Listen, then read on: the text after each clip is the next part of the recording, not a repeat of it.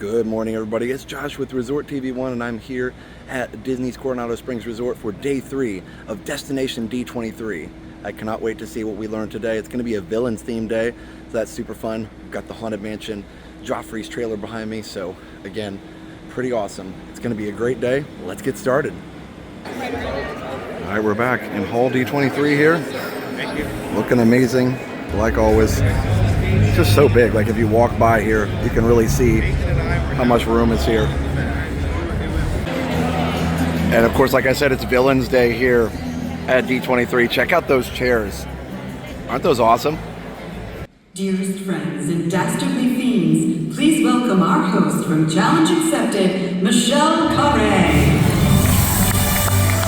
Around the world to talk about this morning, but we can't talk about villains without mentioning villains coming to Magic Kingdom. Now, I'll be honest with you guys, we can't share too much, but we can give a sneak peek at some of the creative in development right now at Walt Disney Imagineering.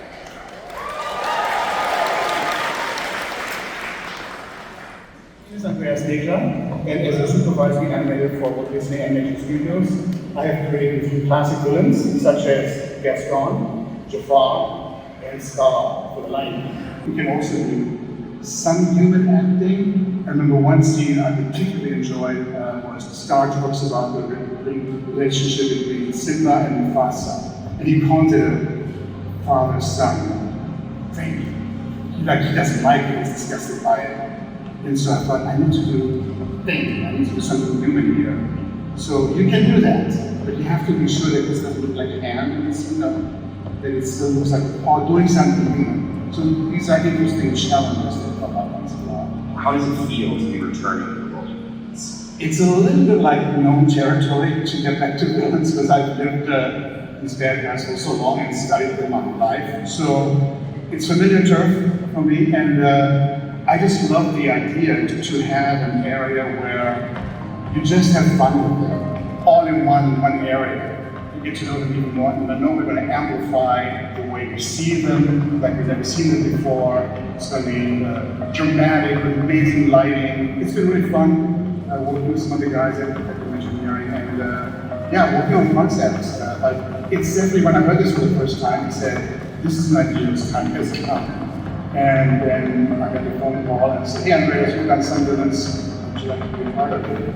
Yes, please. And what excites you the most about stepping into the villains? Well, just the idea that this is a whole new land, where you can revisit these guys and see them interact. On Mark's 80th birthday, I gave him a sketch of Jafar inviting Jefferson to the dance. And I got a nice Mondays chuckle. It would be fun to see them be together. What conversations would that have? So the interaction would be fun too. I hope you guys heard backstage how loud everyone is out here, but there's a lot of excitement in it because it was just 1 year ago that Josh tomorrow first announced Villains at Magic Kingdom. Yes, and since then the Imagineers have been bringing the vision of villains to life along with Andreas Deja. And that's a vision I'm hoping you guys are going to tell us more about today. In the video we just saw, Andreas talked about the rich source materials, the Disney villains. So I'd like to first ask you guys, where do you even start when you're taking something from animation to real life in the parks? So we start with the known. We start with the classic animated films, which give us these amazing settings. And we want to deliver on a certain amount of wish fulfillment so that it feels like you're stepping into these worlds.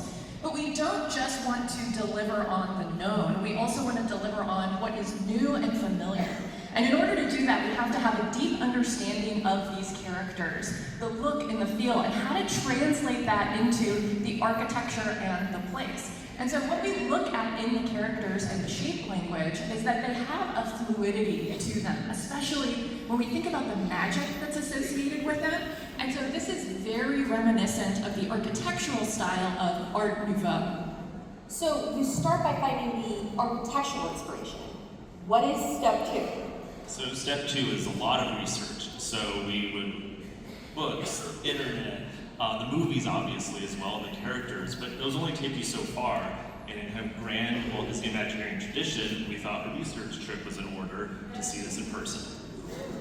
I've heard a lot about these research trips. They sound really, really fun. I'd love to know, where did you guys go? So this past year, the team took an amazing trip to Paris, France, and Barcelona, Spain, which are both iconic homes of Art Nouveau.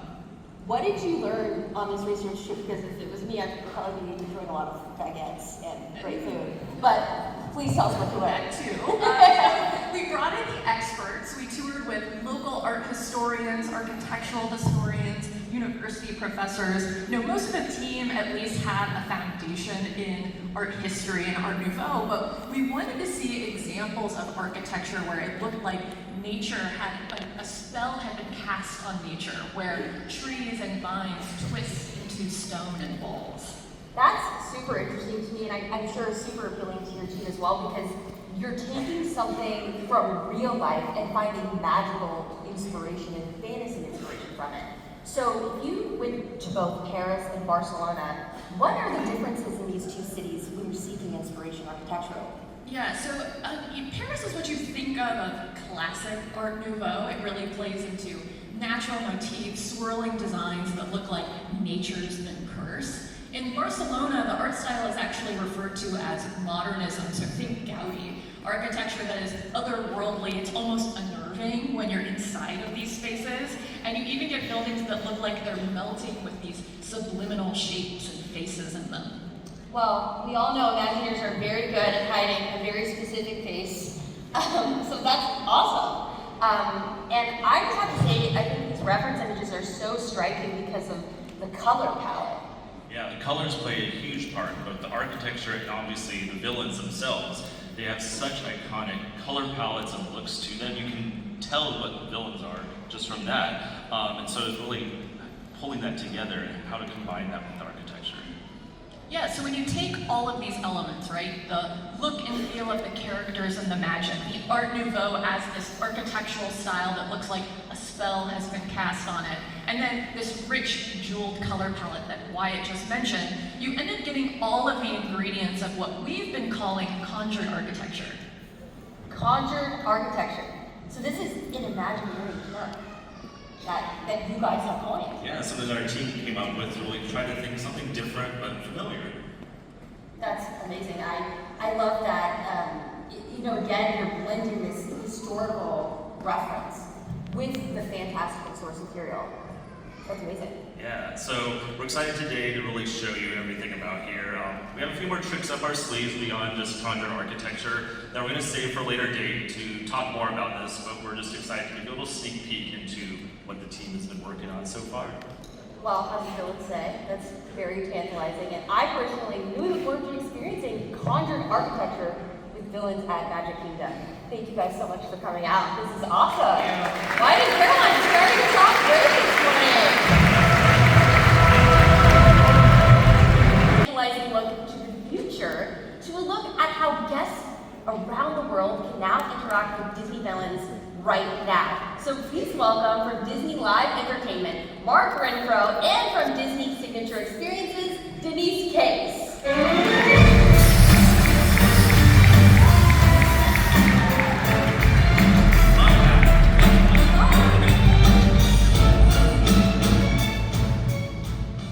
Mark and Denise, thank you so much for coming. It's delightfully wicked to be here. If I could see you. Hello, villain fans!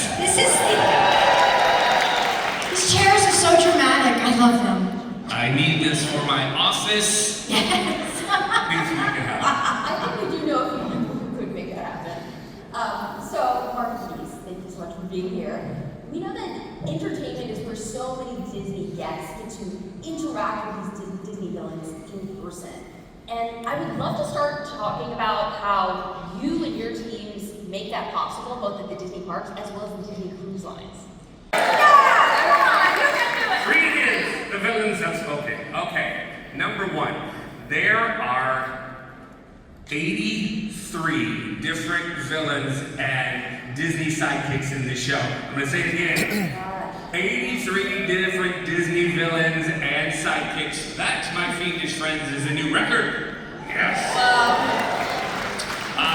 Next In our show, you might see on some of the screens, there is a lot of digital surfaces to create the magic and allow the audience to go into the mirror realm.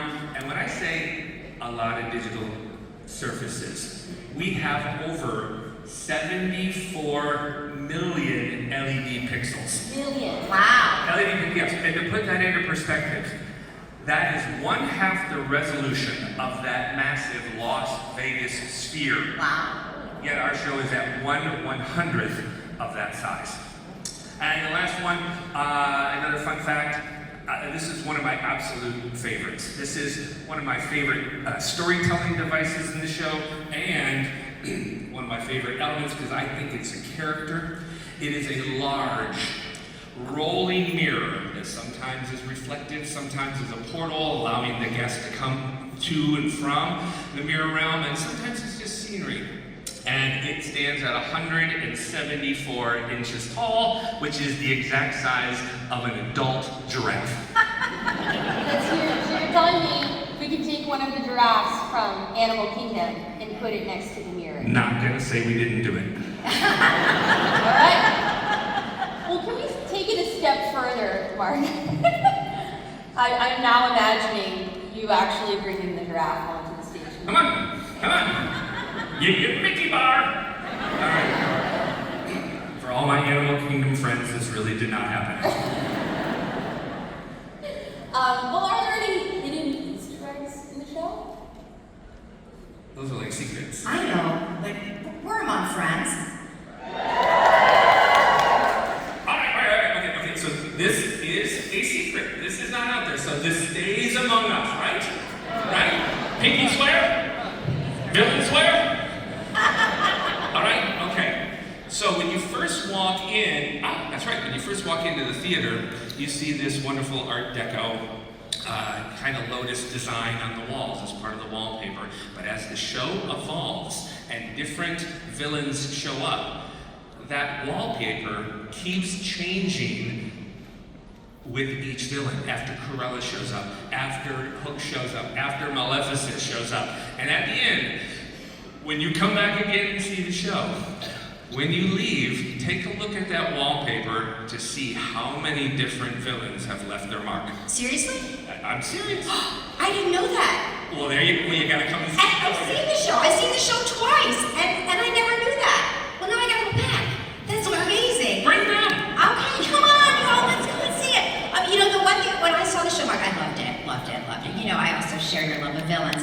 And you know, the one thing that really stood out to me is how guests are able to engage with the villains in new ways. That's so cool. My favorite friend. I just think it's really cool that the show can have a different ending based on what show you see and the audience you're seeing with it. But Denise, I'd love to transition to talk a bit about villains on Disney Destiny.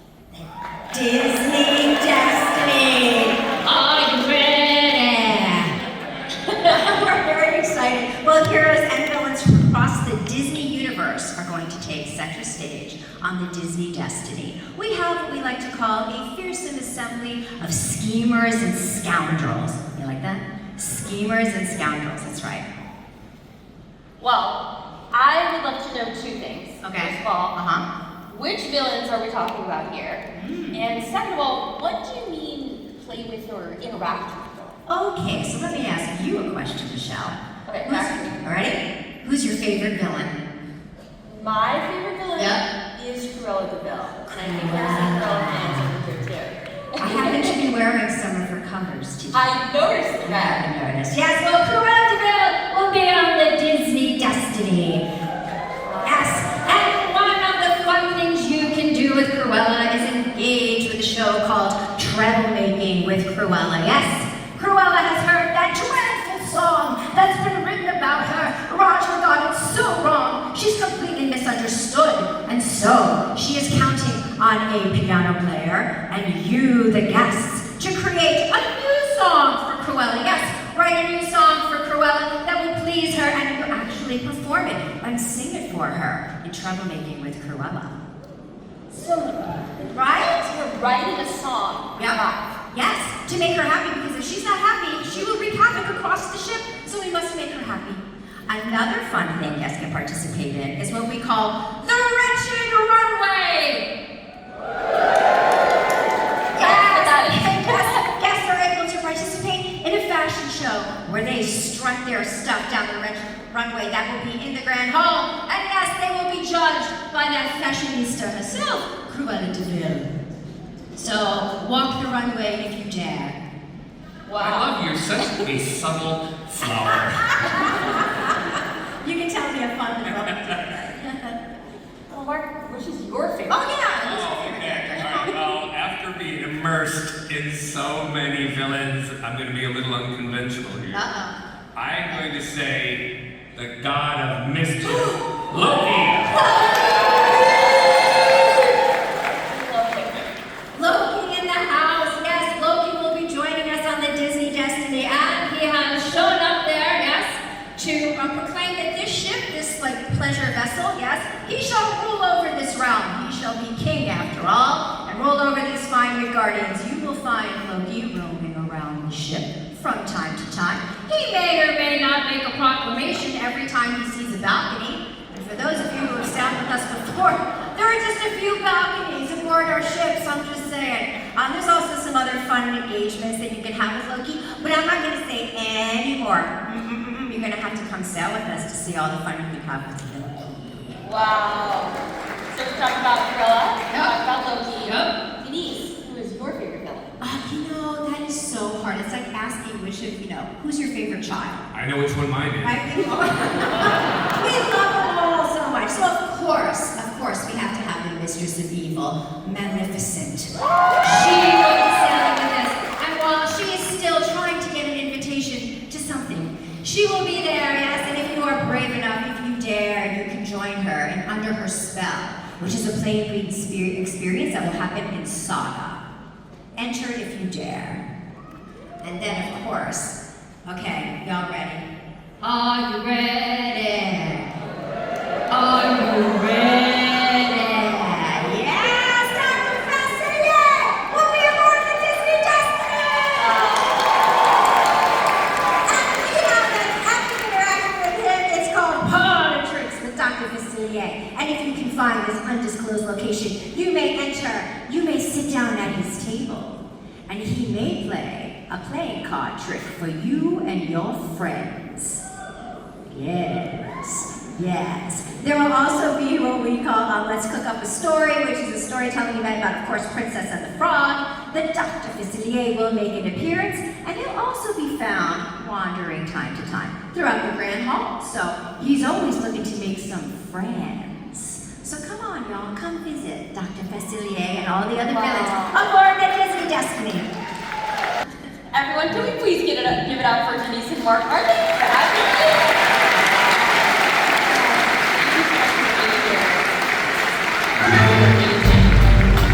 I love them! The thing about villains is you never know where they're going to appear. In a dark, enchanted wood, in a stormy sea, in the tastiest of red apples. Even heroes sometimes need to step into the shadows. And if you feel me, let me hear you.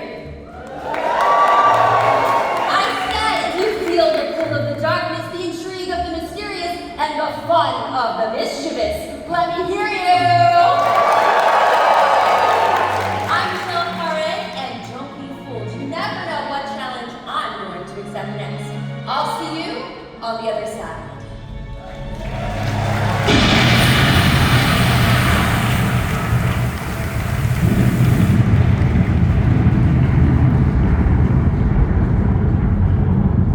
I should have been here with you as Ariel didn't have my tail with me.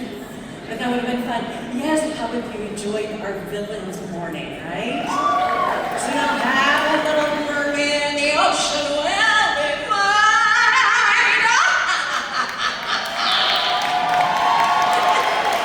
I think people forget that I actually got to voice Vanessa and pretend to be Pat Carroll, which was super fun.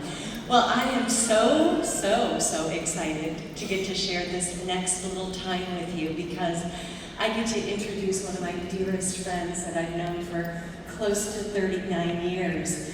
You are in for a treat. So the director of The Great Mouse Detective, of Aladdin, of Hercules, of Princess and the Frog, and of course our film, The Little Mermaid, the brilliant animator, the brilliant director, and an amazing man who is so loving and so kind. Please welcome to the stage my wonderful friend, Ron Clements.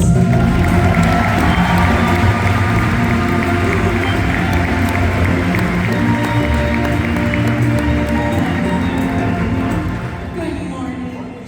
Sit down here, my dear friend. Very mermaid-like. I am. You know, it's Villains Day, but because we're together, I just thought I'd kind of put a little mermaid sort of thing on. So we're a little Ariel-esque here, a little Ariel look. This is so fun. We've had one other time together at D23 out in Anaheim, where we had a chance to do our panel for our 30th anniversary. But we get to have this time just one-on-one, so I really, really appreciate it. So I would love for you to share with all of our friends today about how this began for you and for John. It's really fun. Thanks for sharing it. Yeah, in terms of this project, The Little Mermaid, it began for us, for me particularly, in I think when in 1980, I'm bad with dates, but I think it was 1984, in the fall of 1984, when Michael Eisner and Jeffrey Katzenberg first came to Disney from Paramount Studios, and they were our new bosses. And Michael had this technique that he had used at Paramount for a brainstorming thing, for coming up with new ideas for animated films. It was called the Gong Show. If people remember the old Gong Yes, Show. you love the Gong Show. I remember that. Yeah. So Michael got a group of us together in a conference room of directors and story people, and he said, I want all of you to go out and find 5 new ideas for animated films. And we're going to reconvene in 2 weeks, and I want you to pitch your ideas. And the idea was, if they liked it, it could go into development. If they didn't, it was gone. So I took that very seriously. And that night, right after that meeting, I went to a bookstore in North Hollywood, remember, and I was looking for things, and I found a book of fairy tales. I started going through that book, and I came across The Little Mermaid by Christian Andersen. And I started reading it right in the bookstore. I knew this, I heard of it, but I don't think I had ever read the story before. And as I was reading it, I got very excited because it's he writes very cinematic and visual and all these things with this magic underwater kingdom. And I thought, I wonder why they've never done this before. But then as I read further, I kind of got the sense of maybe why they hadn't done it. It's kind of a sad story. It's kind of a sad story. It even starts out, it kind of starts out sad, and then it kind of gets sadder, and then it gets sadder still, and sadder still, and then she dies. She dies. She dies. She dies. Not a good Disney ending. Not so much, but I really still liked the story a lot, so I thought I was sort of playing with it in my head, and I was trying to come up with maybe a way of giving it a happy ending, but still being kind of true to the story. And I had some ideas of making like the Sea Witch a real villain, talking about villains, because she wasn't really a villain in Andersen's story, and in making the Sea King someone who really did not approve of the human world, and that wasn't really part of Andersen's story. I gave it a ticking clock, 3 days. And so I got excited about these ideas. I put them together in a 2-page treatment that I wrote up. But I did 4 other ideas too. I took it seriously. So we reconvened in 2 weeks, and Michael said, I just want everybody to pitch their best idea. Just one. Just one. Okay. And we went around the table, and when it got to me, my pitch was The Little Mermaid, Gone. Oh, you got Gone. Got Gone. Okay. I got Gone almost immediately by Jeffrey Katzenberg, because at the time, Splash had come out a few years earlier, and they were working on a sequel to Splash, and they thought it might be too close, and I was very not happy, but then miraculously, about 3 days later, but I did turn in my treatment. And 3 days later, I got a call from Jeffrey, and they read all 5 of my treatments and went through them for this or that. They were going to do this or that, but he said both Michael and I we really liked The Little Mermaid and we want to put it in development. So I you got were in tons deep of- gone. I got Okay. deep Okay, gone. and it happened in 3 days' time. I think that's very That's interesting. true. I had never thought about that before. So that's really the beginning of the project. So it's an incredible process because Howard, Ron and John, you both were so amazing to let Howard direct me in the booth since he was my director for Smile. So the entire time in the booth, he was silent. You couldn't even hear his breathing on my microphone. And there he is telling me how to make it intimate, small, petite, not loud, not filling a stage on Broadway, filling 15 We minutes. even brought the lights down We brought a the little lights bit. down. It was incredible. So It ended up beautiful. I mean, it ended up, and that's the song. That's what was in the movie. We recorded it that day. We also did your reprise that you sang on the beach with the water. And wonderful, wonderful song. We love the song so much. Glenn Keane, I don't know if you know, but Glenn Keane wasn't originally going to do Ariel. Yes, I know. But he said, I gotta animate that song. I gotta animate that song. And we said, and Glenn had never done anything like that before. We said, yeah, go ahead. And everything was great until Jeffrey wanted to cut the song from the movie. Can you imagine? It's What true. would I be doing for the last 38 years? What What song would I be singing? what happened was we had our very first outside screening of the movie. We bussed in some school kids from schools around LA. This was very early. The film was mostly in black and white, hardly any color. A lot of story sketches. Part of your world was animated, but it was rough animation. It hadn't been cleaned up, no effects.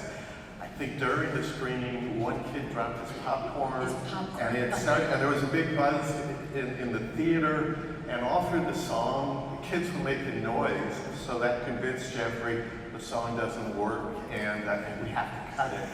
And we were Because the little boy was picking up his popcorn and putting it back in his bucket for the entire song. So, I mean, Howard was mortified, and we were mortified, and arguing with Jeffrey and arguing, but it was actually Glenn Keane who got on the phone and argued so vehemently that Jeffrey finally agreed to let us have another screening like a couple months later. We busted in another group of school kids. This time we were further along. There was a little bit of color. There were some effects with the glimmering. She was coming in and out of it a little bit. Yeah, we did a little adjustment to the opening. I think we added a line, what is that girl up to? The kids didn't make a sound.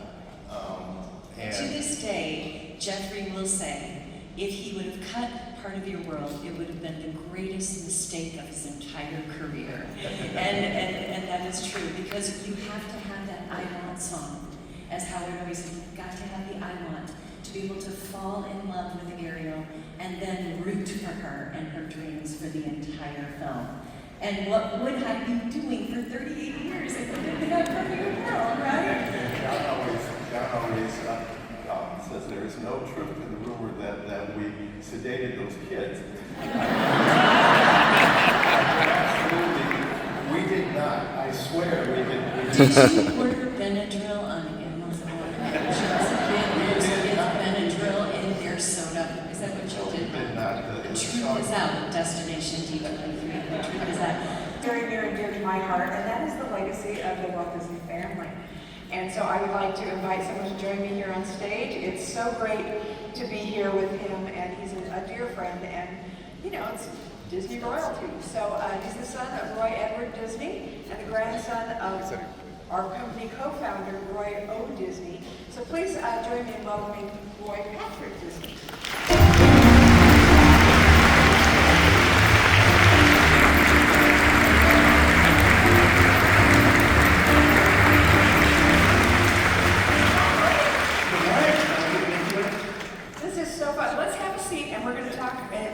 I want to say two things real quick. First of all, I'm honored and humbled to be here. Thank you, D23. Thank you, Michael Bardo. Thank you, everyone. And secondly, I want to give a shout out to Becky Klein and the Walt Disney Archives, because she has a collection of knickknacks in her house that goes back over 100, 150 years. And without archives, thank God to Dave Smith, who started it, Hollywood is a very disposable industry. We throw things away. But the fact is, we create culture, art, personal importance to everyone in this room and certainly everyone globally. And instead of throwing it away, Dave Smith figured it's better to remember the past, learn from the past, learn about going forward, doing the right things. And Becky is the one personally responsible for all of that, so thank you. Thank you. It's easy to take care of the things that you love, and we go back. You say Dave Smith, absolutely, he was the founder of the archives, but he was hired to do so by your great grandfather. Out of UCLA. It's really out of UCLA. He was a librarian there. So your grandfather had the vision to start the archives in 1970, and so we're all very grateful for that. Speaking of the Disney family legacy, we're going to talk a little bit here and start at the very beginning. This is the Disney Brothers Cartoon Studio, and it was Roy Oliver Disney who was a crucial part of the founding of the company. And I want to just see, what do you see as his behind-the-scene genius in starting and moving Walt's grand visions along? So let's go back in time before this shot. By the way, my grandfather's the shorter one there. Thank you, Grandpa. The fact was that Elias Disney, Walt's father, Roy's father, was a loving man, but an extraordinarily tough man. And the reality was that in 1916, 17, 18, all four of the boys, Ray, Herb, Roy, and Walt, basically ran away from home. And, right? And Walt, there they are. And Walt went out on his own. Of course, he had a very unformed but obsessive vision in his head, and he didn't know how to accomplish it. So he went out first in Kansas City, and then partly through the persuasion of Roy, Hollywood, where the action was. But struck out repeatedly. He did things like standing on the side of a set, hoping to be cast as an extra, if you can imagine that. He tried carpentry, he tried loading camera, he tried everything he could do, and failed repeatedly. And then he went, with the help of his uncle Robert, Elias's younger brother, who lived in Hollywood. They just dedicated his house, by the way, on Kingswell. And my cousin Joanne restored it. Set up the garage as an animation studio, essentially, and he created products like the Alice comedies. But then Hollywood is an unscrupulous business, and he lost everything. He lost his artists, he lost the rights to Oswald, for instance, which we finally got back. Anybody have an Oswald t-shirt? I do. But every night he would go to, his brother Roy had done World War I and gotten tuberculosis through the war and was convalescing at that point in a Santa Monica hospital. And he would go to Roy every night. Roy, remember, is 8 years older than Walt, and would tell Roy the story of, how he lost. And his brother was a no-nonsense banker from Kansas City. And I mean no nonsense. And the reality was that Roy finally checked himself out of the hospital against his brother's advice, or his doctor's advice. And the two of them went into business as the Disney Brothers. And that was in 1943, I think. Anybody? The company until World War II on that. And then, of course, in World War II, it all went away, so he had to start all over again. But just to give you an idea, one of the famous trips he did in 1946, he flew to London to meet P.L. Travers. In London. To start negotiating Mary Poppins. Which is crazy to think that it was in production in 1964 and we still didn't have a contract. But it was a brave man. I'm just saying, I'm not saying that he wasn't a good negotiator. But yeah, he traveled the world, and my dad, who had access to cameras at 3 years old, photographed a great deal of it. So I'm lucky to have some of these photos. Yeah, you're great. Now let's get to you. And you can tell me, what's some of your earliest Disney memories? Okay, well, first of all, that's not me. Oh, darn. And secondly, I will tell you that my dad had access to every toy we ever made and broke them all. So he and I have never quite worked that out, but That's your grandfather holding the hand of your father. yeah, I think that's Lyric Avenue, if I'm correct. Yes. And it's really remarkable that we have all this stuff. I still have some of this stuff, but not a whole lot. Well, your father grew up and took you and your siblings to Disneyland. Now you have your brother and 2 sisters, correct? Correct. We're all a year apart.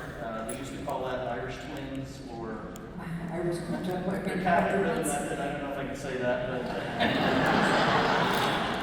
I don't know how much my mother had to say about that. But anyway, this photo of my dad and my younger sister and younger brother is probably one of my favorite Disney moments of all time, just because it is the classical family Disney moment. That was my mother in the Dumbo, my grandmother in the Dumbo ride. She was fearless. She was the first person to sit on Space Mountain at 80 years old. She was the first person to sit on the People Mover on the Rocket Rods ride, if you remember that. There's my grandmother on the left-hand side of the bench. The Matterhorn at Disneyland, they don't do that anymore. And this is my aunt, who was a tour guide. And that's the outfit they made them wear. Isn't that great? If anybody's seen these. Here's another great shot of you with your grandparents. Yes, and oh, by the way, this is how I had to dress. Because we had to represent. And I have a great story about that. When we were kids, back in the day, my parents let us just free-range to park. And they said, I want you back at City Hall at 12:30. And if you can't make it to City Hall, ask a security guard, and they will help you. So I did one day, just to find out how that worked. I'm not saying I didn't know how to get to City Hall, but I am saying I thought it was cool to talk to a security guard. And the first thing he said to me is, "What's your name?" And I, of course, said Disney, and he, of course, said, "Oh, yeah." And then you said Roy Disney, and that made it even worse, huh? Yeah, okay. So, speaking of Disneyland, I have a question. Did you ever spend time with Walt at Disneyland, who was your great uncle? So, I spent more time in Walt's outer office. When I would go, we would go visit my grandfather, but my grandfather was an accountant, essentially. So, boring outer office. But Walt had the outer office that wouldn't quit. It had every Academy Award in it, and all new toys in it, and we would sit out in that outer office for hours. But Walt was a workaholic. I mean, he slept 2 hours a night. He never stopped, never stopped. But I do have one special moment that I can remember so clearly. When I was probably about 7 years old, we used to have a ride at the park. And that's not a ride, it's a show. A guy on a jetpack. It was sponsored by Bell Helicopter. Bell, it wasn't even a helicopter in those days. Sorry. Let's turn that sound down if you don't mind. Go ahead and speak over this. Yeah, so this was the loudest, smokiest ride we ever did. As you can see. But Walt picked me out of the crowd that day, and he had 2 chairs set up on top of this little 1-story control tower that they had around that little circle. And he put the chairs up there, and he and I sat up there and watched this event. And king of the world. I felt like the most important person on earth, and he had a way of doing that to every single child he ever ran into at that park. God bless him. Oh, that's wonderful. That must have been so exciting. I can't believe that. That's just wonderful. See, even those people were applauding that. Well, now here we have another wonderful, momentous event at the park that you got to witness, and that was the opening of Magic Kingdom in Walt Disney World in 1971. You were there, weren't you? October 23rd, 1971. Was anybody there? Wow, congratulations. That's great. Because I'm only 39, so. Yeah, you know, swampland in Florida, and I grew up, in my childhood, we drove from California to Key West, and one of my dad's jobs was to reconnoiter the state of Florida in 1966, 67, just to see what the entertainment industry in the state looked like. And it was alligator farms, bush gardens, cypress gardens, and that was it. And some cats at the Hemingway house. But in any event, when we drove up to this park in the week before it opened, every tree that you see on the property was still in the box. They had not even planted the trees. The rooms of the Contemporary were still being plugged in by cranes. And you asked, why didn't we get it perfect before we opened it? And I thought to myself, they kind of had a momentum. And it kind of had to open.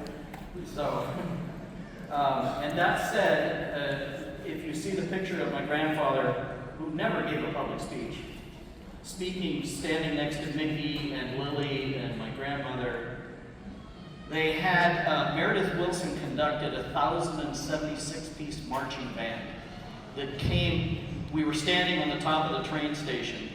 They came out from underneath us, they went around the Main Street Circle, and they went up, I think 6th wide, and they went up Main Street and up to the castle, and at that point they were still coming out from underneath the train station. It's one of the most profound moments in my life.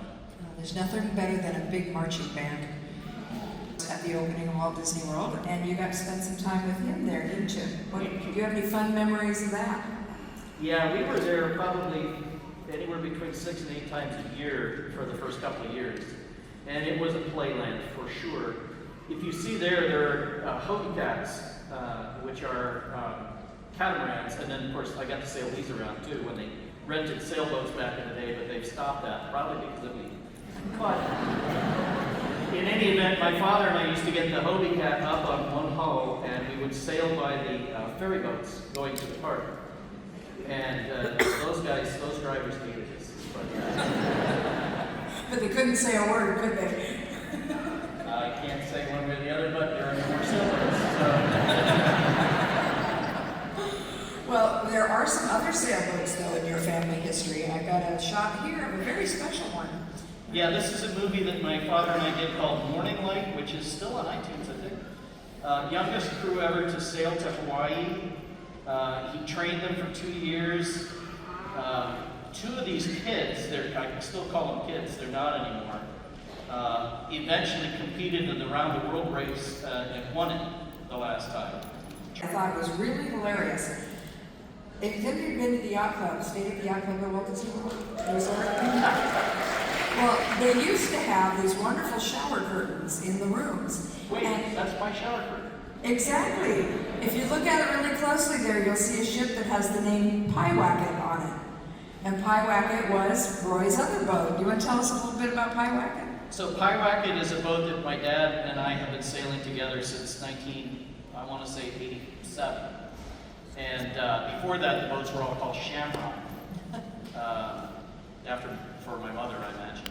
But her maiden name was Daly, so quite Irish.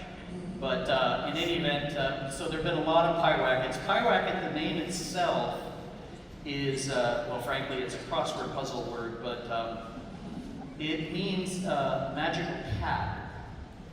Or in Druid, it means male witch. And it's a cute name. It's not an evil name. For those of you into Villain's Land, I don't know. Could be there.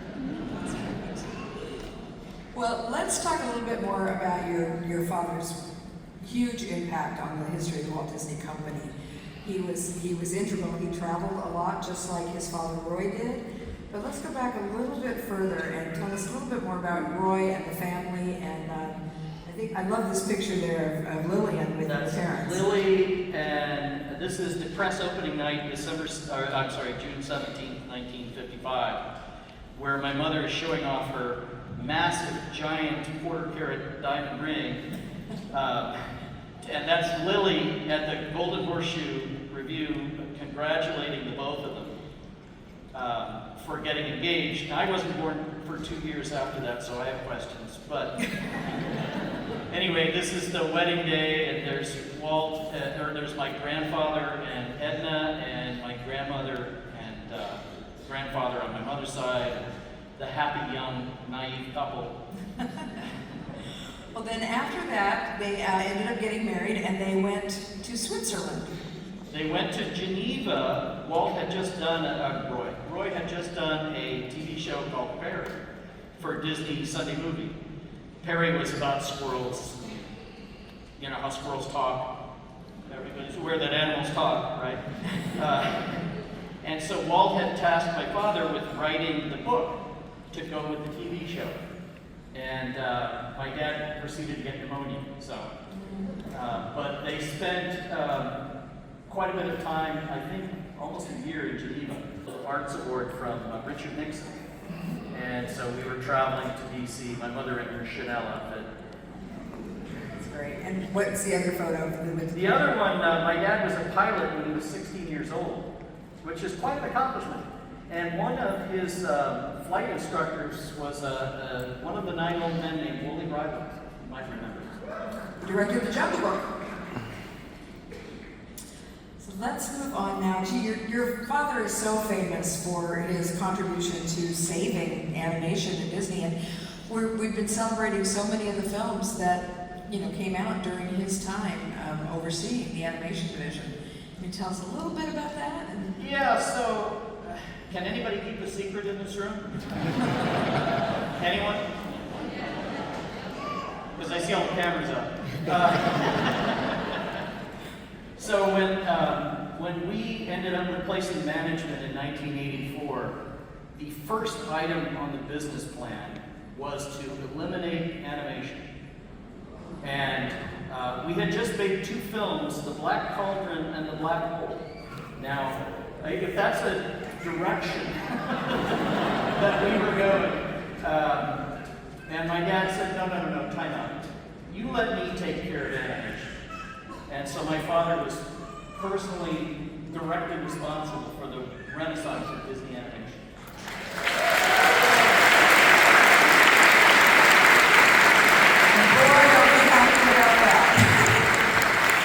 So now you worked at the company for about 15 years yourself, right? Correct. I worked first at the Disney Channel Film and Television Post-Production, and then for a while as an Imagineer. And in that time, you worked with your dad on one really great project, right? Yes. So in the late 80s, early 90s, there was a thing called Japan Inc. And we all thought they were buying everything, and their economy was booming.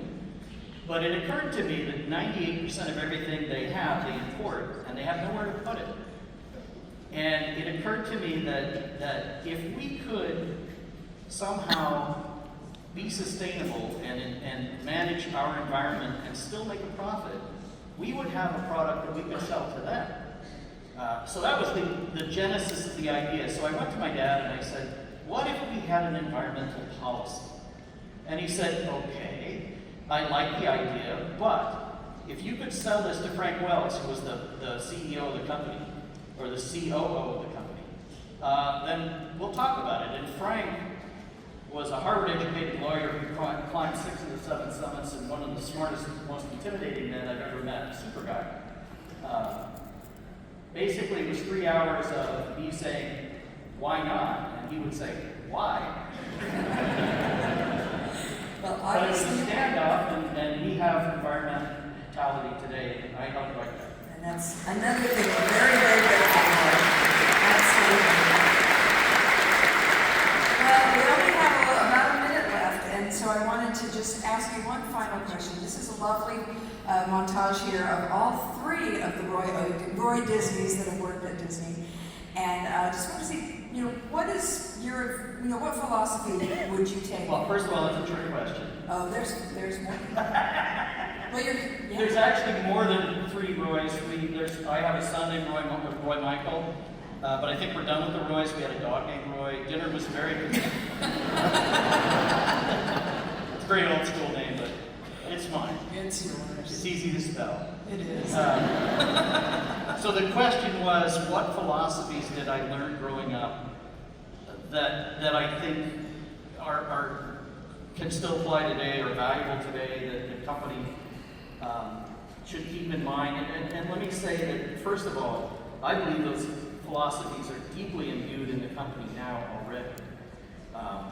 But that said, you know, it starts with telling a quality story. That's the most important, endearing thing we have, because those things endure. Snow White is a ride that we still stand in line for, and that's 1932. What are the odds?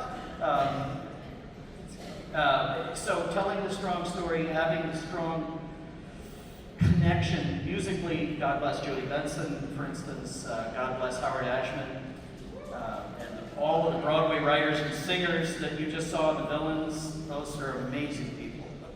Absolutely. So stay with quality, do the right thing.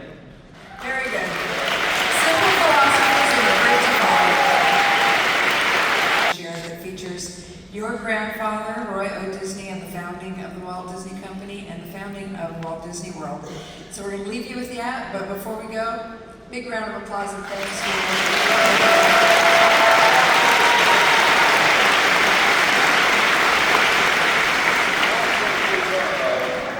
is a tribute to the philosophy and the life of Walter Elias Disney, and to the talent, the dedication, and the loyalty of the entire Disney organization that made Walt Disney's dream come true.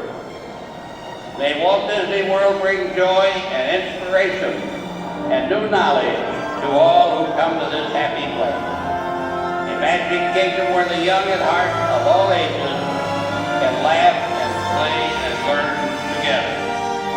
Dedicated this 25th day of October, 1971. All right, very Lion King theme as we come back in. We just had a break and took a restroom break around here and just kind of reflecting on that last session. It was so cool to hear Roy P. Disney and all the stories and all those incredible pictures, and wow, and that montage at the end with Roy O. Disney, of course, his grandfather, giving the dedication for Magic Kingdom and for Walt Disney World. I don't know, all the feels for sure.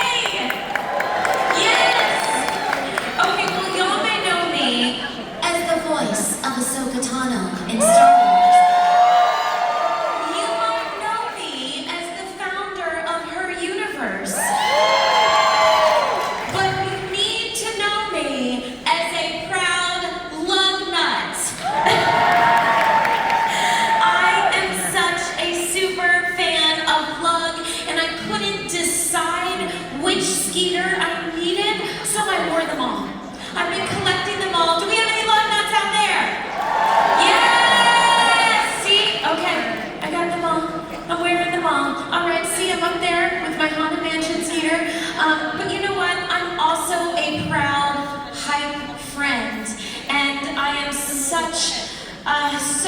proud of the founders of Lug. They are my good friends, and I'm about to bring them out. So please give a warm D23 welcome to the founders of Lug, Amy and Jason Richter!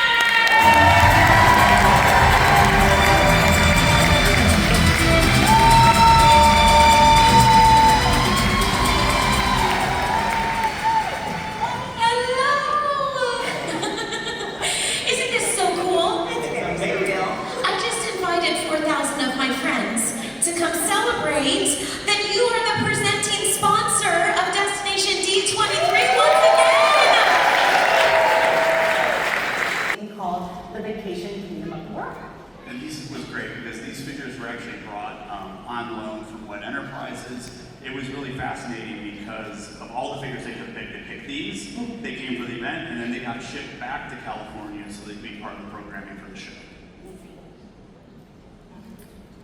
So, Jason, what was that show like? So Mickey Mouse Review was really interesting because it was almost like a Golden Book come to life on stage. There was this really beautiful storybook vignettes. You can see some of them up here. I went on this attraction as a kid. I only know that because we have photos in our photo album, but it wasn't until 2003 when I went to Tokyo Disneyland where I got to see it for real. It was one of two things that was on my must-do list, and it was great. If you can go online, you should take a look for it, especially the pre-show, which was really exciting. But to see these guys and see the three cabs come to life on stage in this way was really fun. It was a great show. Yeah, actually at Tokyo Disney, they had a really successful run at Walt Disney World, and they packed up the Mickey Mouse Review to go over to Tokyo Disneyland as an opening day attraction on April 15th, 1983, marking the Caballero's grand debut in Tokyo. I love Del Rio. I would go ride it at lunch all the time because my office was right behind Horizons, which then became Mission Space. And then around this time, we started getting rumors that three cabs were coming into the boat ride, and I kind of tried my best to be a part of that team, and I got to do it. But it wasn't until much later when the show closed in Tokyo, a couple of very eagle-eyed Imagineers in Florida worked to get those figures here, which was great. And then our engineering services partners, those people who take care of the parks, actually over many years used them as a training exercise and got them back up to speed and got them up and running. And once they were ready to go, we then laid the groundwork to start to get them back into the attraction. The next image you're going to see is actually really fun. This is a Bill Justice drawing. Bill Justice designed most of the character vignettes for Mickey Mouse Review. And what's really interesting here is he's showing some of the character moves that Jose and Donovan will have to do. And because the music was so up-tempo, Bill kind of said to everybody, hey, if these guys can't move on an 8th beat, oh, I'm not a music person, I just read the memo. Maybe we need to rethink how this is going to work. But you'll see in the next clip, they did. They pulled it off. And this is archival footage. This is after the figures were fully rehabbed. We ran them through the original show from Mickey Mouse Review. And here you can see Jose kind of moving and tapping his foot along, especially if you look at his strumming hand, how fast it's going. And it's so cute. And then once we got them back into this stage, then we started to reprogram them for the new show. You'll see here they have hard shells. We feathered them up because we knew guests would get closer to them on the attraction, which was great. And if you flip to the next slide, you'll see them in their final spot right now as they are in the attraction today. It was really fun. I know a lot of you folks out there are like super eagle-eyed people. We were so nervous people were gonna know that we were doing this because the 3 nights before we were in there prepping the stage for them. We thought, oh my God, someone's gonna see them. Then on that 3rd night was probably the longest time I ever spent in an El Rio boat. A bunch of us just sat there and floated while we got the figures in place and ran the show. And then that morning we opened the attraction and there they were. And it was really, really fun to kind of have them kind of come back home to Walt Disney World after kind of this whirlwind tour to Tokyo and back. Awesome! See that we have some flags. We have some flags and thunder. We heard thunder. We heard loud thunder. Lots of thunder. Very loud thunder. Once again, we said thunder. What? Wait a minute. Bagpipes? Bagpipes? Like we would try to sneak a bagpipe band into the convention center? Let me go this way.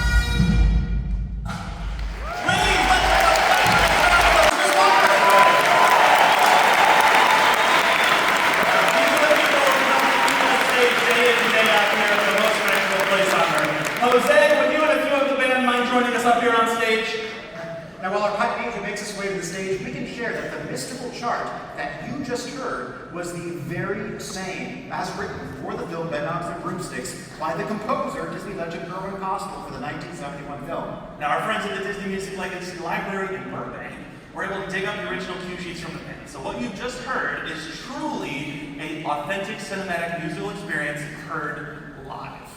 And while we have a much more lively crew of performers here today, Jose, thanks to you and the band for being here. Would you mind telling us a little bit about the history of the band? Yes, absolutely. We're the District Fire Contracts and Drums.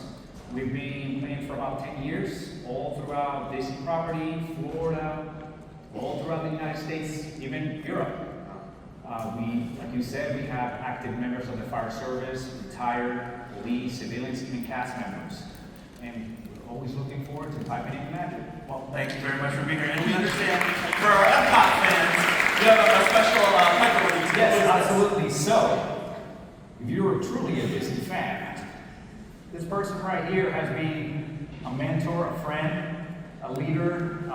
He's the tip of the spear in this band to help us where we're at, and his name is Jamie Holton. He was off kilter at Epcot. He played for over 20 years. We understand that you've got one more chart to share with us. The bagpipe dance for Portobello Road from Bedknobs and Broomsticks. Yes, all right? Absolutely. Yes. All right, and I think, did you bring another special guest? I have another surprise. Okay. We're playing Portobello Road. We're having a Highland dancer. Her name is Brittany Monday. Oh my gosh, let's bring her out. Brittany, come on out. All right, well, let's now take a trip over to Portobello Road. Over to the band.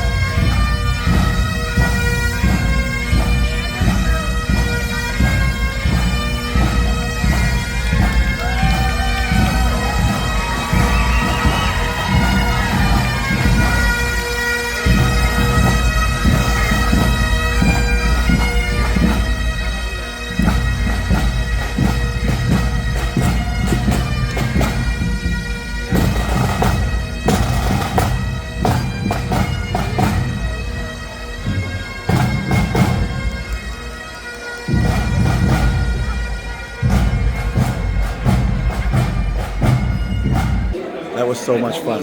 What a great bagpipe band. It's awesome that they're Lake Buena Vista and that they're all the firefighters and emergency personnel who take such good care of everyone throughout the year at Disney and points close by. So, also a big shout out to one of our viewers who's in the band. So I don't want to say his name or anything like that, but I do want to shout out him. You know who you are, and you guys did an amazing job. I'm so glad I finally got to hear you guys play. I love a bagpipe band, and it's amazing to hear. So wow, so cool. Now it's time for lunch. All right, let's take another look around this place now that everybody's almost seated. So cool.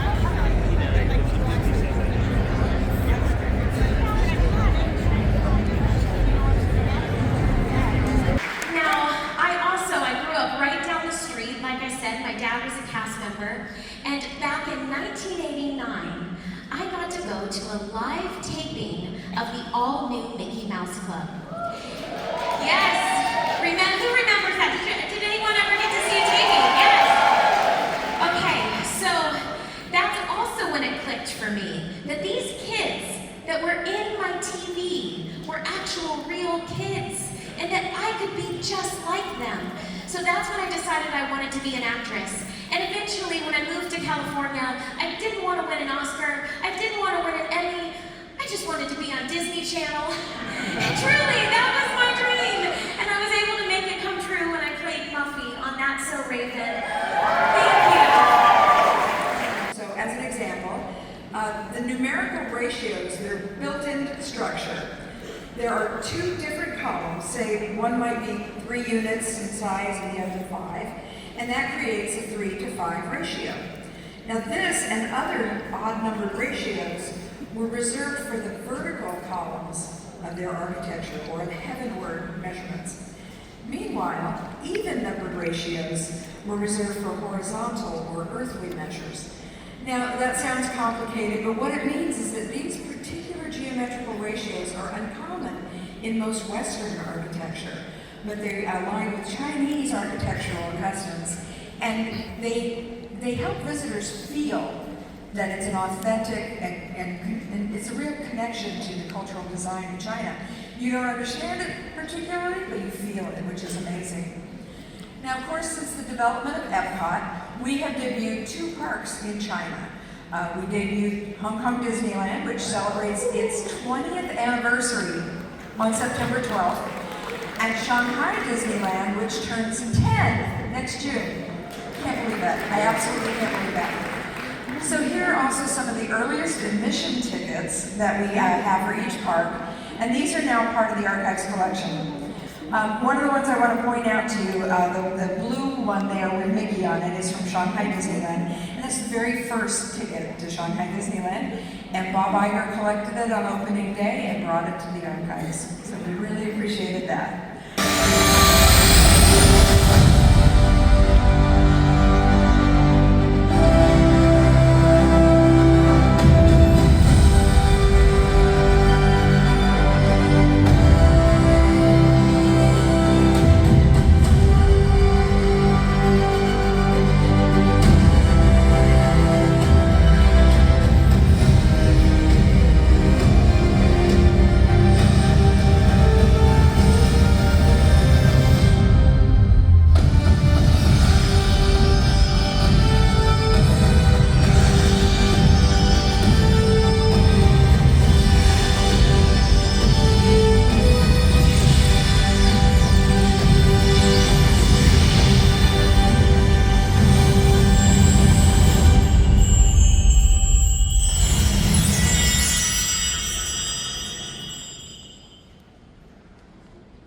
Think you know Disney castles? Think again, as Imagineers are about to share behind-the-scenes details and little-known facts from castles around the globe during Beyond the Spires, an insider look at Disney castles. Our panel host is the creator of Challenge Accepted, with over 5 million subscribers on YouTube. She has trained with the Secret Service, FBI, and even mastered Harry Houdini's deadliest magic trick. In one of her recent episodes, she spent the week alongside Disney Imagineers to see what it takes to bring our parks to life. Please welcome Michelle Carre.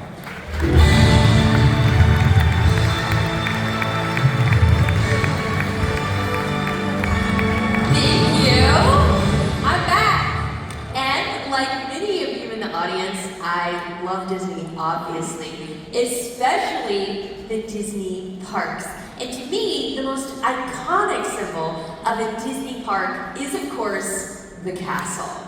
Raise your hand if you've seen a castle in person. I feel like that's every single person here. I went back if you remember last time, it was awesome. Well, Imagineers have built 6 castles around the globe, and each castle serves as a backdrop for memories, whether it's a proposal, an anniversary, family vacations, or once-in-a-lifetime trips. Imagineers put years of ideation into designing a castle, and I'm very, very excited about today's panel because we are so excited to give you a behind-the-scenes look at what it takes to make a Disney castle come to life.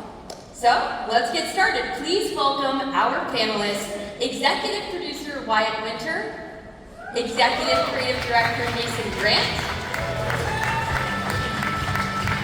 Art Director Katie Gibbs, and former Imagineering creative Tom Morris. What? Let's go to Jason. Come on, Katie. Tom, legend. All right, thank you all for being here today. I have been geeking out so much with you backstage about the history of castles and how all of the magic comes together. I'm so excited to share with everyone here in the audience. So each of you has had personal experience working on many groundbreaking Imagineering projects, but today we want to hear all about castles. And also, dispel some castle myths, but more in depth than the run-of-the-mill. The Cinderella Castle at Disney World is taken apart for hurricanes. We all know that is not true. And instead, we're looking for a best of the best. Some of our most inspiring moments, you may say. There you go, Jason. That's Julia. I can't take credit. Exactly. All right, well, let's dive in. I would like to first start with the absolute basics for those of us who are not Imagineers in the room. How do you build a castle? Yeah, so Imagineers start researching castles. Obviously, castles have been around for centuries. Ours are a little different. You gotta modernize old castles and a lot of different materials and uses. So instead of bricks and stones like some of those early ones, fiberglass, steel, concrete, and I venture to guess a lot of those early castles didn't have bibbidi-bobbidi boutiques or telephone operating rooms inside them either. So, in fact, Imagineers were inspired by many different architectural influences in castles, and I want to dispel the whole Neuschwanstein story. Yes, part of Disneyland Castle is inspired by Neuschwanstein. But at some point in time it was decided that it needed to look a little less like Neuschwanstein because someone rightly predicted that Neuschwanstein Castle would eventually end up on calendars and on jigsaw puzzles, and it would become too familiar. So it was felt that it needed to be Frenchified a little bit, and something very unusual resulted from that, which was the architect who was the actual architect on record of the Disneyland Castle. We just found this out. He was a driver with Walt Disney in World War I, one of the ambulance drivers. And Walt befriended him. Walt noticed that in his spare time he was always drawing old ruins and old Gothic cathedrals and castles. And Walt went back to the United States, but this architect, his name was Roland Hill. He stayed in France and he studied at the Beaux-Arts in Paris and got his architectural degree there, went back to the US, the Depression hit, so he went to work for the different film studios. And so 20 or 30 years later, time to do Disneyland's castle, and Roland Hill, by coincidence, is on the 20,000 Leagues film shoot, and he's brought over to WED to work on the castle and to give it more of a French influence. And so you'll see little bits and pieces of French Loire Valley castles integrated into Disneyland's castle, including that very famous Viollet-le-Duc spire that is there on the Sleeping Beauty castle. Many people feel Walt said, put it there. We don't really know for sure. It may have been Roland Hill. Well, I love what you're saying about real-world influence, and I'm curious, is any part of the castles functional? There is. There's a very real-world function for old castles, a drawbridge. So this is some footage that we've recently found of the drawbridge testing at Disneyland, It's been officially used twice at the grand opening and also the reopening of New Fantasyland in 1983. As we were preparing for this panel, we actually reached out to Disneyland partners and asked them about it, and they were willing to lift up some of the rails and test it and show us today that it still works and functions if you wanted to. And while here at Walt Disney World we may not have an amazing functioning drawbridge, we do have 7 of our own castles that I think puts us in the lead for castles at a Disney resort. We have 3 at the Magic Kingdom, Cinderella's Castle, Prince Eric's Castle, and Beast Castle.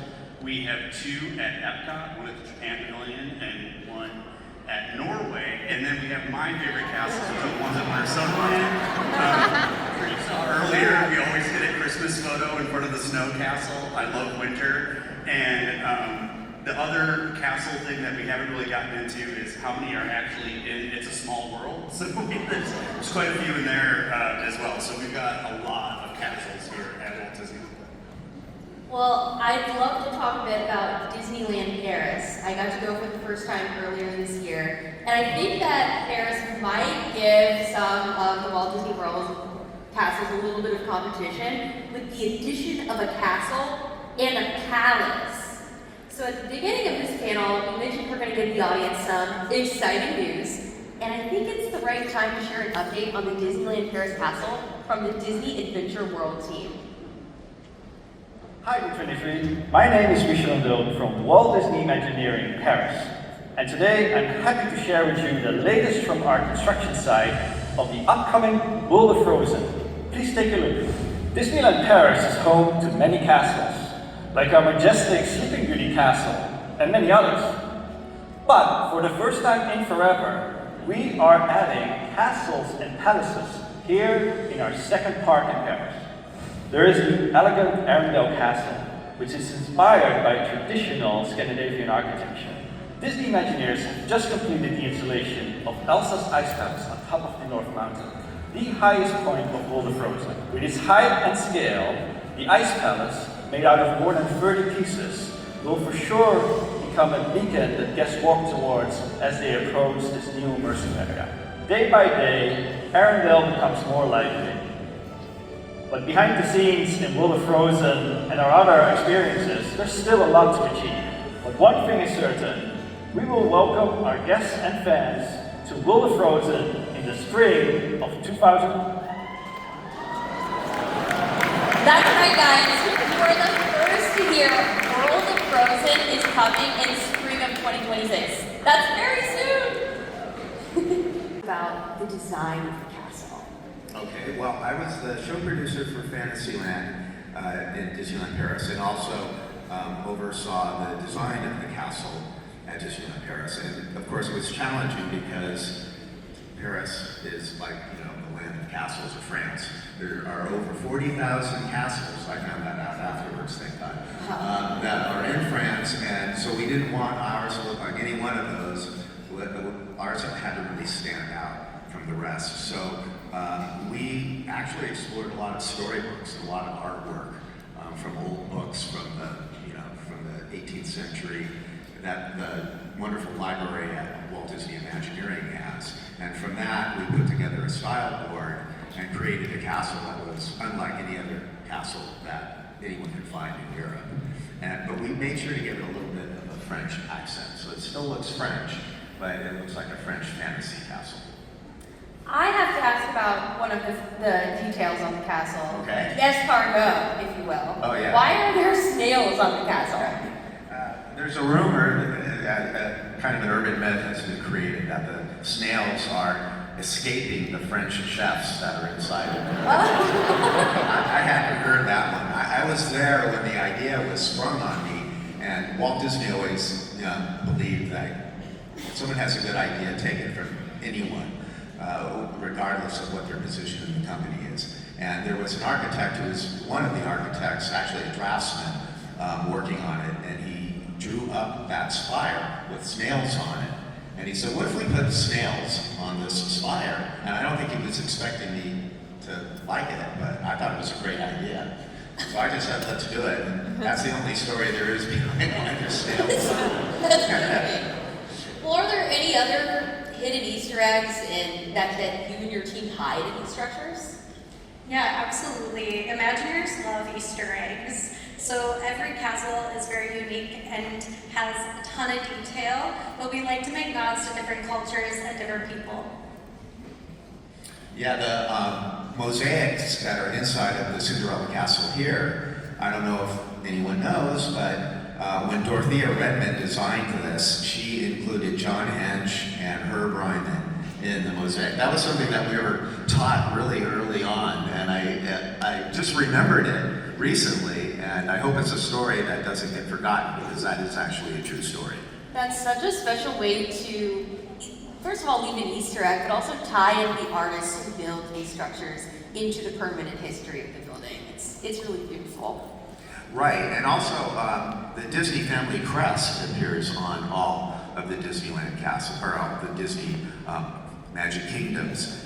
And but it wasn't originally so, because the Disney family didn't have their coat of arms. They didn't know what it was until they went to Lincolnshire, England, for the specific reason of getting their more of their family tree history, and also acquiring a good model of the coat of arms. So that was shipped back to the United States, and Disneyland made a modified sculpture of that coat of arms, and it ended up on Disneyland and then Walt Disney World. Disneyland Paris, we have it off on the side, and it's been included on all of the castles since then. I love the links that y'all go to for every detail. Yeah, one of my favorite is at Enchanted Storybook Castle in Shanghai. There's actually a set of swans at the entrance, and they represent the women in Walt Disney's life, which I think is really sweet. So there's one for his mother, Flora, one for his wife, Lillian, and two for his daughters. It's sweet. It's really sweet. And now that we've mentioned the international castles, Jason, I'd love to hear from you. Can we talk about attractions in the castles, specifically in Tokyo? Yeah, absolutely. Wyatt mentioned earlier, we build castles with a lot of things inside of them. And I talked earlier today about my first trip to Tokyo, and the two things I had to do was Mickey Mouse Review, and then the second one was the Castle Mystery Tour, because it was unlike anything. Oh, we have a Castle Mystery Tour fan. It was like anything that we had in any other castle, and I had to go see it, and Wyatt and I had a very similar time there, which was, it was just so exciting to go into the castle and feel like you're actually in a castle. Yeah, so here's some video for those that didn't get to see it in person, but you really walk through into all these little rooms. You got to see the story kind of untold. It was creepy, it was dark, totally different vibe.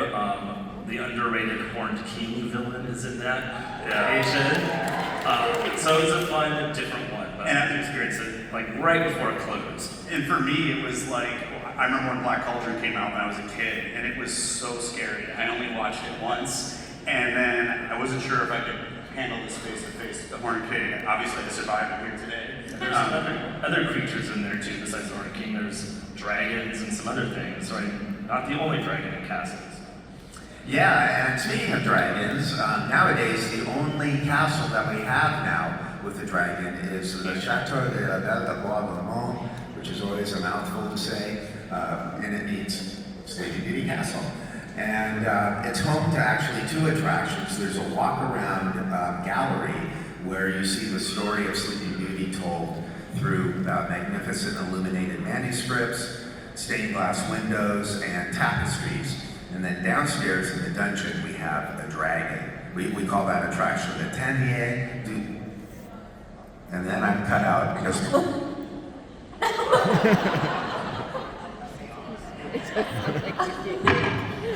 So I'll just use American terminology. The Dragon's Lair at Sleeping Beauty's Castle. See, now it works. That was, it was really a unique thing to work on. And I think it's like 80 feet long and 30 feet high. And it was very much a challenge to tuck underneath that berm that we built next to the castle. This photo makes me very nervous, by the way. I don't know. Yeah. Don't try this at home. This was one of my favorite parts of visiting the castle in Paris earlier this year when I went to see the EDX droids. I think there's something really special about how it's kind of hidden, but if you know it's there, you know, and so you feel like you've discovered something special. Right, it's very much intended to be a surprise. And it's kind of in the category of things I guess you could call plussing, which is something that Walt Disney began the day after Disneyland opened, walking around saying, wouldn't it be better if we had something else here? This seems a little weak over here, let's add something. This looks unnecessary, people don't like that, so let's subtract that. But it's all part of this plussing and making better every day. So it's a living project, unlike a film. I think a good example of that for us is a couple of years ago, Katie and I both got to work on Cinderella Castle. So we had been open for a while, and we went in there to do some rehab work, and a lot of it was driven by the work that Katie had done. Yeah, it was a really exciting project. You know, we got to pick a new color palette, which, you know, is one of my favorite things to do. And then we got to add a lot of gold elements, but we also added Cinderella's mice to it for a really great seek and find for our guests. I just love all of these details. And what an amazing and beautiful term that plussing is, that it, you know, distinguishes the live experiences from the permanent source material of the film. And I'll be honest, you know, going back to the drawbridge we were chatting about earlier, I only recently learned that this drawbridge was functional. I think that's incredible. I'd also like to talk about one of our favorite castle features, which are the nighttime spectaculars. All right, we've got some show fans in the audience. And to do that, I'd love to bring out an expert from Disney Live Entertainment to talk a little bit more about that. So everyone, please welcome show director James Silson.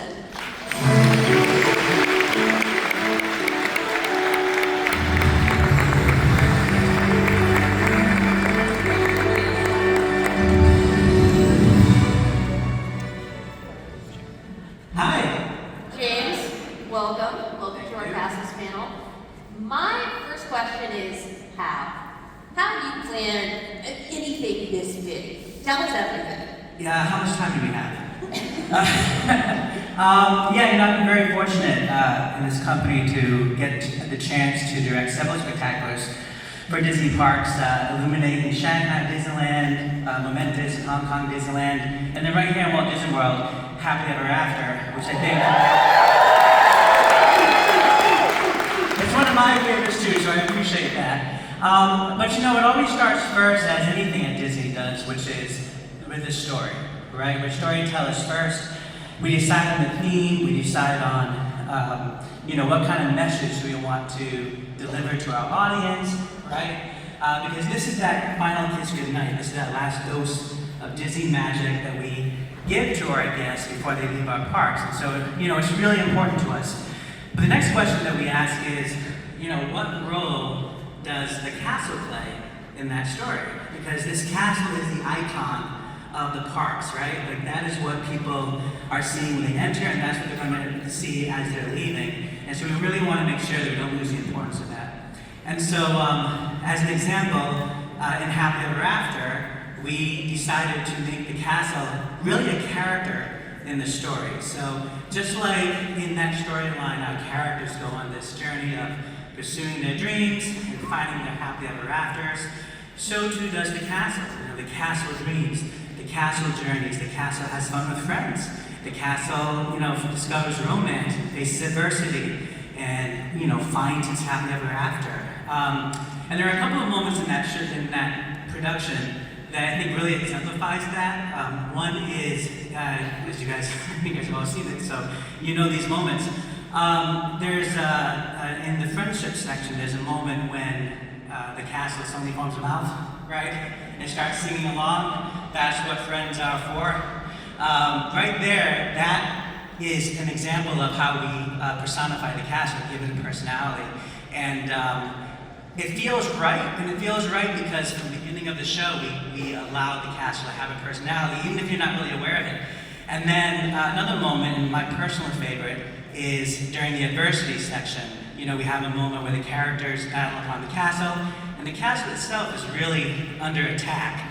And in the aftermath of that battle, we're, as an audience, watching this castle, and we see this castle in ruins, in embers, and, you know, if you've been in that audience, it's silent, right? It's just this moment of everyone really emotionally connected, and yes, we're emotionally connected to the character stories, But we're really in that moment mostly connected to the castle. We're relating to this castle, we're seeing this castle destroyed, and we want anything to see that castle come back to life, right? And then Mufasa makes his entrance, he says those iconic words, remember who you are. And in that moment, the iconic castle comes back to life, and not only does it become what it once was, but it goes beyond that and becomes greater than it's ever been in that moment of triumph as it arrives at happily ever after. So, that's a great example of how, emotionally connected we can be to these structures. And it's a real testament to the team here and teams that across the globe, the WDI teams who bring these castles to life. Because, truly, they are iconic masterpieces, but there's so much heart in them that we as an audience, I think, really connect with them as well. I know it was a long speech to talk about it, but I'm very passionate about this. Telling the story of these castles is amazing. So. Yeah, I'm also curious, when you were designing this show, and maybe I'm getting too far in the weeds here, how do you do that from a technical perspective? Is it happening at the same time the castle is being built? Is it happening just after? How does that work? Yeah, every single project is a little bit different. Obviously Happy Ever After, Cinderella Castle's been here since the beginning, and there's been lots of different spectaculars that have taken place upon that castle. And so we had the luxury of going and testing content and seeing how that might register and read. But like an example, Hong Kong Disneyland, when we worked on Momentous, in that storyline, we wanted the castle to embody the timepiece and our characters to go on this journey of childhood into adulthood and beyond, and let that castle kind of be a representative of time passing. But the interesting thing was that there was no castle, because in that moment, while we were designing the show, our Walt Disney Imagineering friends were designing and constructing the additional part of the castle that now has become the Hong Kong Disneyland castle that we all know and love. But it's a tremendous partnership. Our Walt Disney Imagineering team really helped us out, giving us 3D models to work with and digital models to work with. And so we were able to test that stuff in the digital space and then come to the location and see it come to life. I think the other thing that was really fun for me was to have the opportunity to connect on things like some of the materials on the decor side of what might take projection better. And so, the castle really, in that collaboration with WDI, really became a great canvas for us, which I think was really, really fantastic. The other thing, I'll just mention this real quick, is how that castle was constructed. You guys have probably seen some of the video content playing here, but, I was not a part of this. Walt Disney Imagineering friends were a part of this, but I got to see some of it, and how it was built in modular pieces, and then each module was brought to the site, and then installed individually as they kind of built the castle as building blocks. I'm pretty sure that's the first time that's ever happened. And what a successful venture that was. If you ever get a chance to see it in person, it is one of the most stunning castles I've ever had the pleasure of being around, and also obviously putting a spectacular upon it. So really fantastic. And thanks to these guys. Well, let's continue laughing because James, thank you so much for sharing all of that, and especially how Disney Live Entertainment brings these castles to life. Let's give James another round of applause.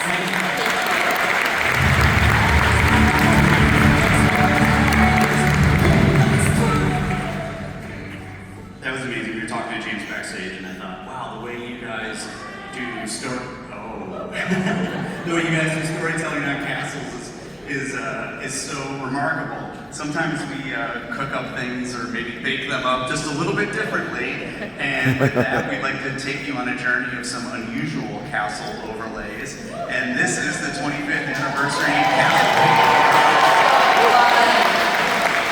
I will tell you that, as a designer, Tom and I were talking about this, as a designer, I love this thing.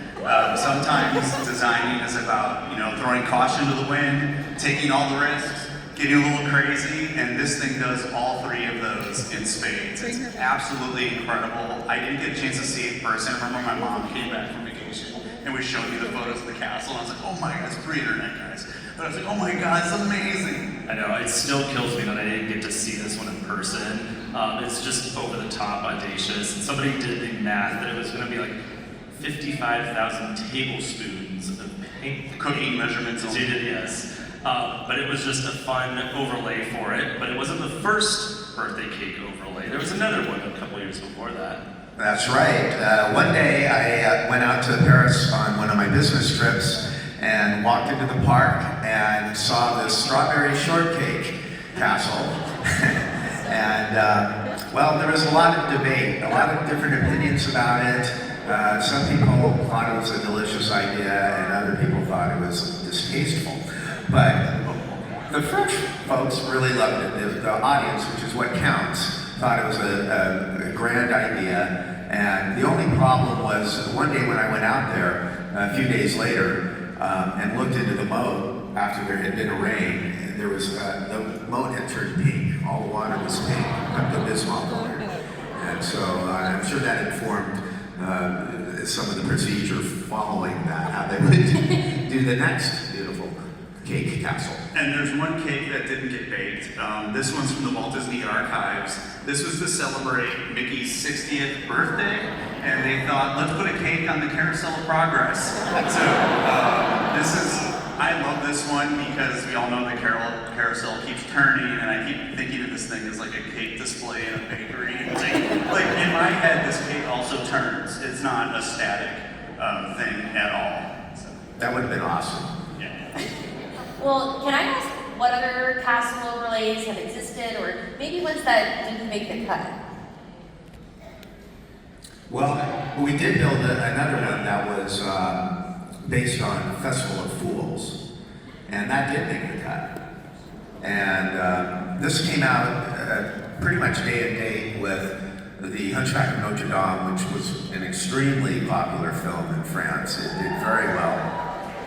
And so, hey, why not? As long as it's just for a few months, which it was. And people had a lot of fun with it, and I think it was very successful.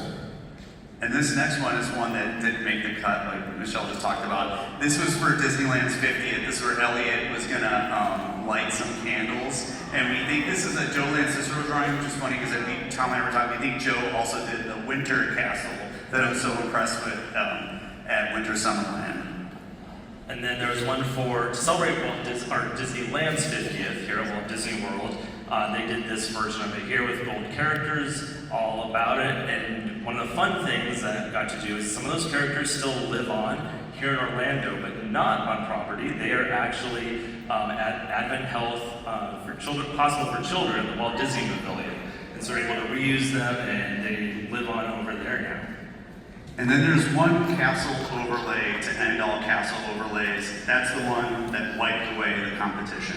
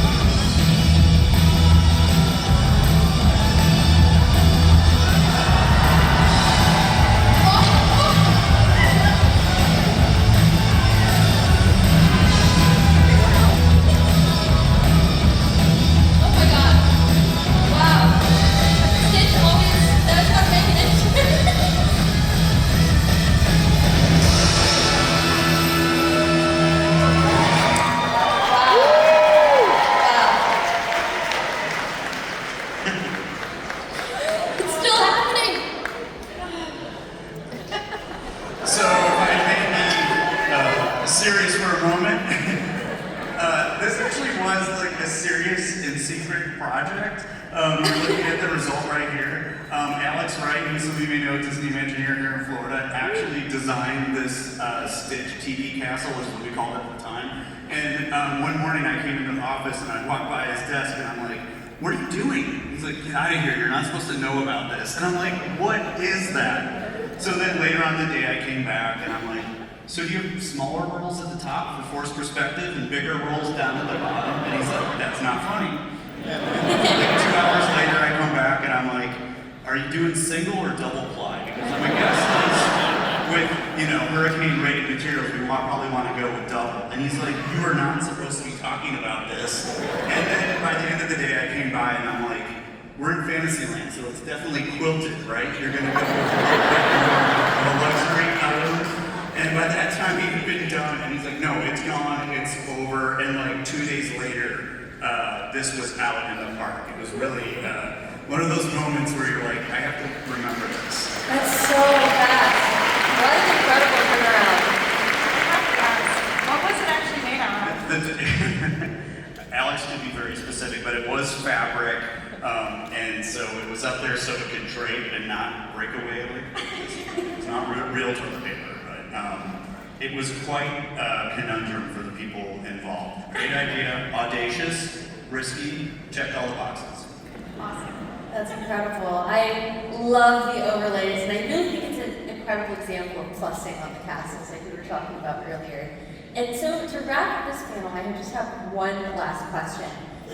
What do you guys think is the secret to a truly timeless and iconic look for these castles? Yeah, I think it all comes down to paint and color design. All of our castles have its own unique color design, so it's not a one-size-fits-all. In fact, every castle is treated completely differently. So a good example of that is the stone on the lower portion of the castle. So for instance, here in Florida, we have 7 colors on the stone. And when we go to paint it, we actually number each stone. So it becomes an actual paint by number. And to get the perfect blend, which is really cool. And another trick we do is that we tend to keep the darker colors towards the bottom of the castle, and the colors get lighter as you go up. And that creates the illusion that the castle is much taller than it actually is. Another thing we do is we use specialty paints, so think metallics, iridescence, and that it really evokes the feeling that royalty lives in these castles. And lastly, we use high-performance coatings on the roofs, and we have to do that to protect from the elements. But the cool thing that we do is we're able to do accelerated testing on all these coatings, so we know that they'll withstand the UV and the elements for at least 10 years. So I think knowing this, and Katie's worked on the castle directly, and the paint is such an important thing. And today we want to introduce one new paint scheme that is coming here to Cinderella's Castle at Magic Kingdom. We are bringing back a classic color scheme to the castle.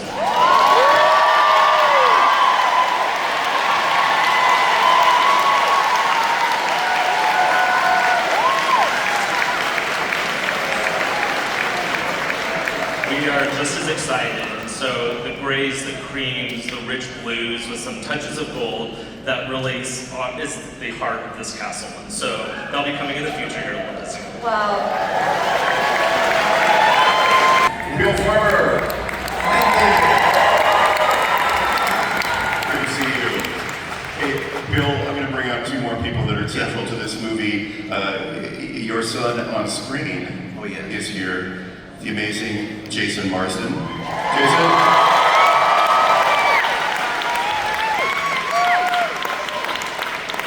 And the director of the Goofy movie, Kevin Lima's here. Kevin, come on out.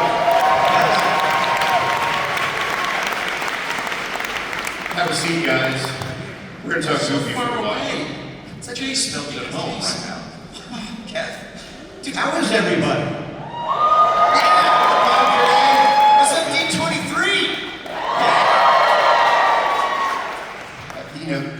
This weekend's been great. I'm just going to say that out loud. You guys have experienced something great this weekend, which we'll talk about, a screening of the Goofy movie. But how did it all start? I mean, Bill, there was first the Goof Troop, and you got involved in that. So tell us about those early days. Oh, well, before a Goofy movie, I started doing Goofy's voice in January 1987. And it was very few and far between jobs, actually. The first thing I did was called Mickey's Doggone Valentine. And I just had to do one line of ADR, or additional dialogue recording. It was to an old cartoon, and I'd never done that before. So I go into the studio, having never done this before, and have to replace a line of dialogue from, I assume, Pinto Colvig from an old cartoon. And it was terrifying. And at the time, I met Tony Anselmo, the voice of Donald Duck, who was doing Donald on that same show. He was sitting there as an artist drawing and doodling Donald. Yeah, he's brilliant. And I thought to myself, I was so green, I thought, well, we don't have to draw these guys too. Yeah. They made a horrible mistake. The worst. So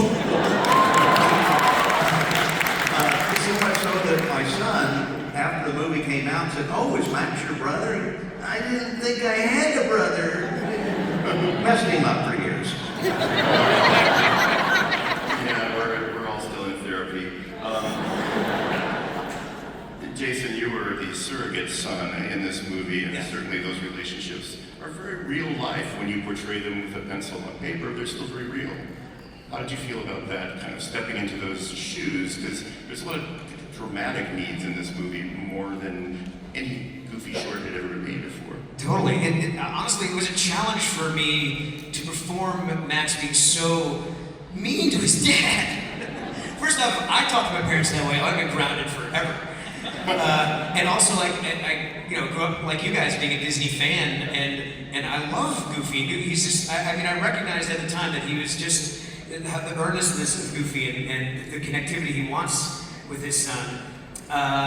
So, being 18, I didn't have a child then, not that I know of.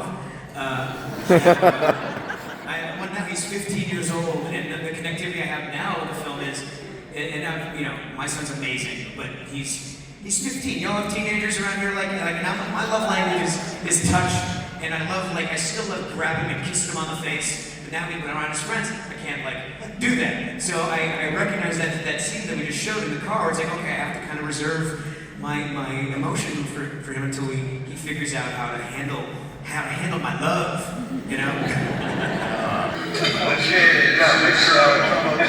I'm not listening to a guy track either.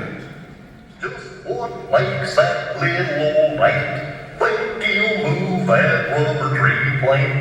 Anyone knows a man can't move a rubber tree plant, but he's got high hopes. He's got high hopes. He's got high apple pie in the sky. So when they coin you're getting low, stand up and go. Just remember that man. Oops, there goes another rubber tree. Oops, there goes another rubber tree. Oops, there goes another rubber tree plant.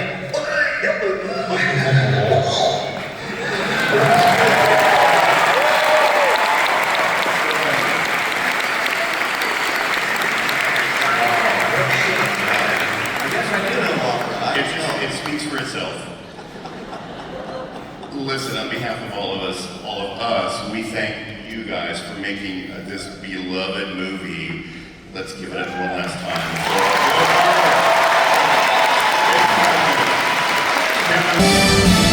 What better way to end an amazing, perfect weekend than Fantasmic exit music? Come on, am I right?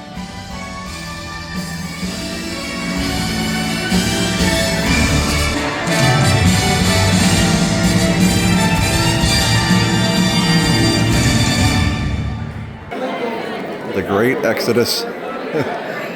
All heading out. What a great weekend.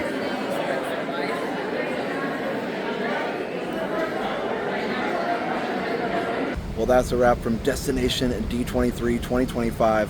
What an amazing weekend. Again, huge thanks to Disney for having us out for this. It was truly an honor and a privilege. Some of the things we got to do this weekend, I got my picture taken with Jodie Benson. I got to see her perform several times. I got to see, so many Disney legends. It was just incredible to see so many stars, so many legends, and just so many nice, incredible people. All the other, shout out to all the other media members. They're just a lot of fun to hang out with, and everybody's working so hard to bring the best coverage to their viewers, and it's just inspiring to see all the hard work that goes into covering, these amazing Disney parks and products and movies and all the things in between. And, at the end of the day, we're all just Disney fans, and we love to bring that to you. So I hope you enjoyed it. Definitely, this will be 3 pretty long videos, but I think it'll be worth the watch, and it was certainly quite an adventure. So thanks for watching. Thanks to Disney for hosting us out here, and we'll see you next time. Check out the awesome sponsors. Links are in the description down below, and we'll see you then. So for now, have a great, big, beautiful tomorrow. Bye-bye. Now that you've finished watching this video, be sure that you're subscribed so that you can get all of the latest updates. Also, check out some other great videos on our channel. Have a great, big, beautiful tomorrow. Bye-bye.